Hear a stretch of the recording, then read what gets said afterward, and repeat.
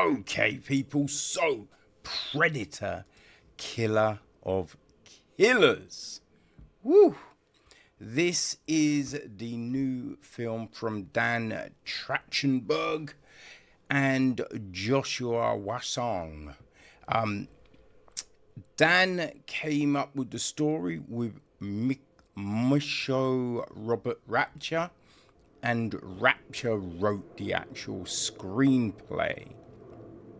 The film is then produced by John Davis, Ben Rosenblatt, Mark Tuberoff, and Dan Trachtenberg. It is executive produced by John C. Thomas, Jim Thomas, Stephen Grube, and Lawrence Gordon. Benjamin Wolfish took care of the music. Stephen Grube edits the piece. Jessica Sherman is casting. At production design, we have Amy Carter and Joel Chang. What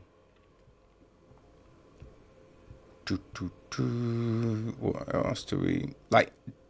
All the art, right? Concept art, all of that. Yes, we got Michael Yamada, Aleta Wanas, Michael Uwandi, Connor Sheehan, Ben Reich, Paul Ozimo, Joshua Norman, Luca Nemolato, Amis Neum, Jared Marnetz, Alex Mandra, Carl Lindberg, Fang Li, Tani Kunitake, Gerard Kurveshki, Andrew Kim, Jonathan Jasinski, Anthony Francisco, Rodolfo Damaggio, Mark Chuck, Luis F. Carrasco, Daniel Carrasco, Sarah Baslam, and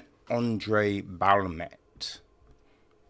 Okay, so our cast, right? Our voice cast, should we say? Ursa is voiced by Lindsay LaVanchy. A younger version of Ursa is voiced by Shermay Lee. Anders, her son, is voiced by Damien Hass. Freya is voiced by Lauren Holt. Ivar, Jeff Leach. Gunnar by Peter Michael. Chief Zoran by Andrew Morgado. Delgado is voiced by Alessa Louise Martinez. We have got Kenji and Kawashi Kamaki, both voiced by Louise Ozawa. There's John Torres, voiced by Rich Gonzalez. His father is voiced by Felix Solis. We have got Eno is voiced by Doug Kokel.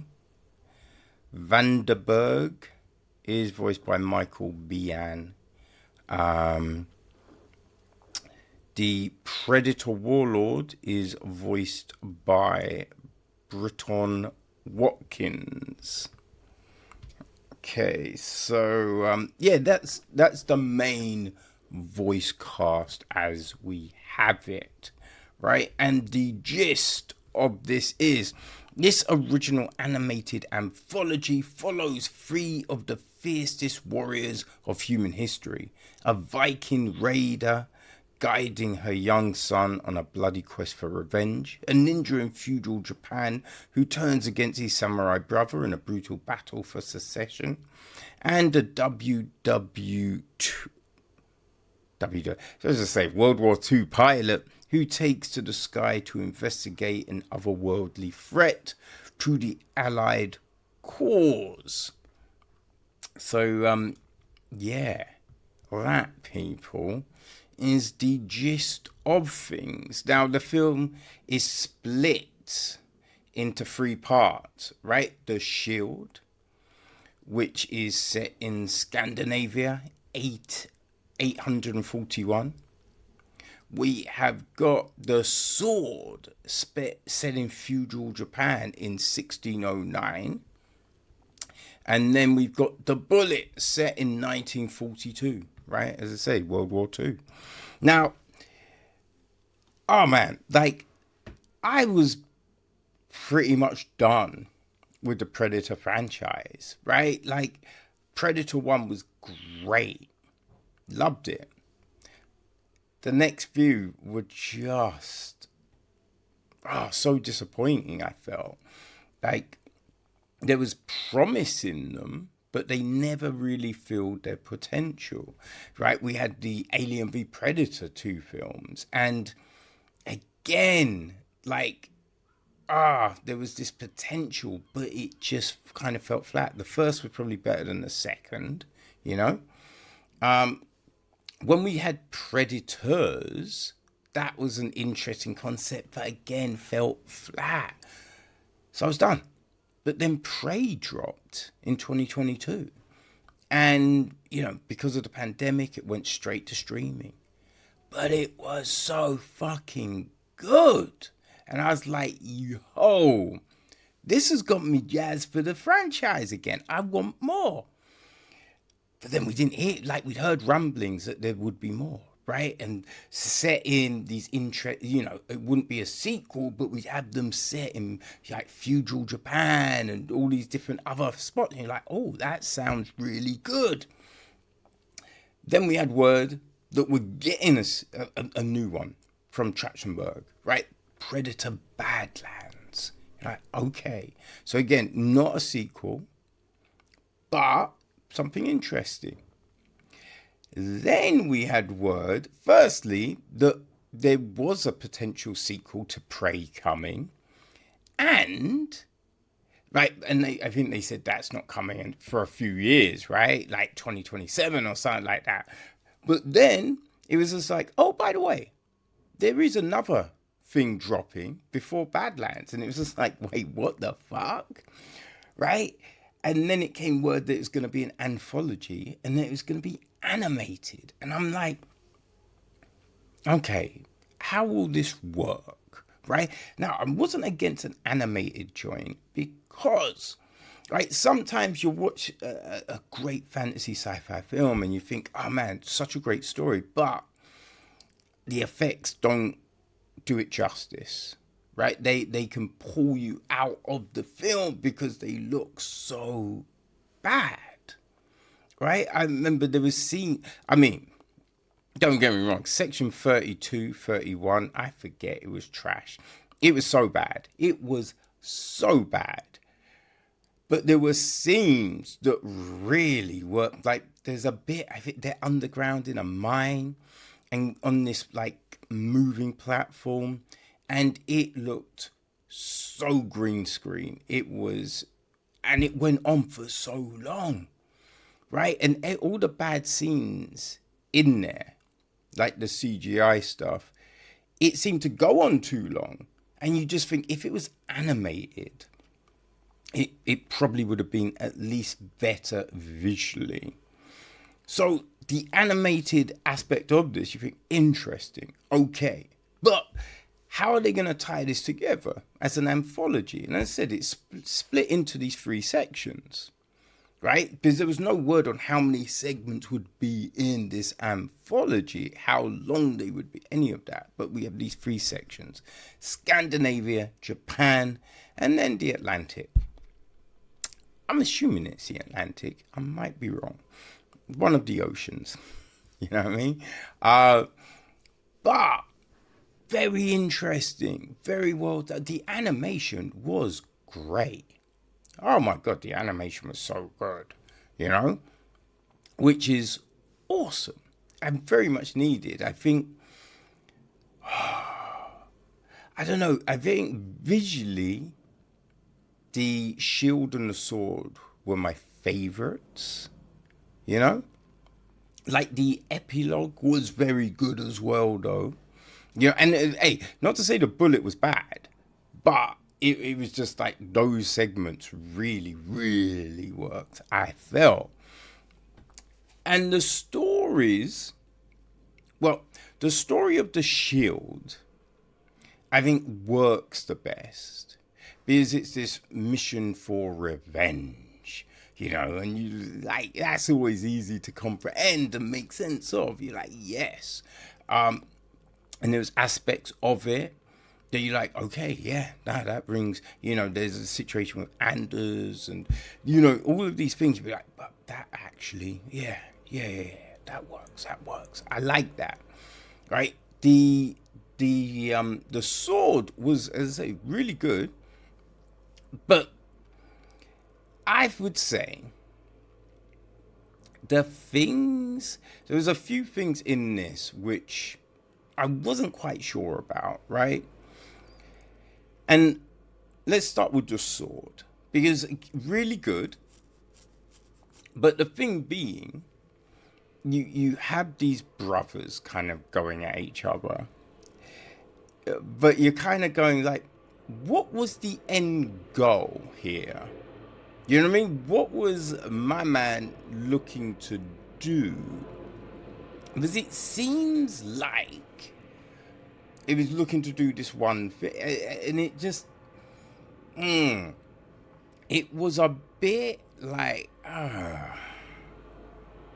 you know, because if you're doing this one thing, then why do these other actions? Right? There was just that kind of thing that was a little bit murky, but it was good. And like, there's aspect, like, even though, as I say, there's bits that seemed a little murky, like, why, what are you doing here? But then other bits were like, well, it makes sense that you do this, right? So there was that. In the Shield, very good.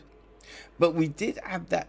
I do feel we had that kind of thing of, right now, the warrior maidens in, you know, Norse legend, and just in Viking history in general, hardy, tough, right? They were all killers, you know. But here's the thing, like, a really fierce, tough, brutal woman still is gonna get murked by a big, tough, brutal dude. You know what I mean? There's just all of the, you know, bone density, muscle length, you know, just ligament length, all of these things factor in. So there is that kind of concept of like, I know she's gonna be doing that shit, especially this ain't a human, right? This is a predator that Shorty's fighting, and he was a big motherfucker too. So there is that. The bullet was good, but I think the issue with the bullet was we don't really see Torres's, right? He's driving the car at the beginning, then when he gets enlisted, right?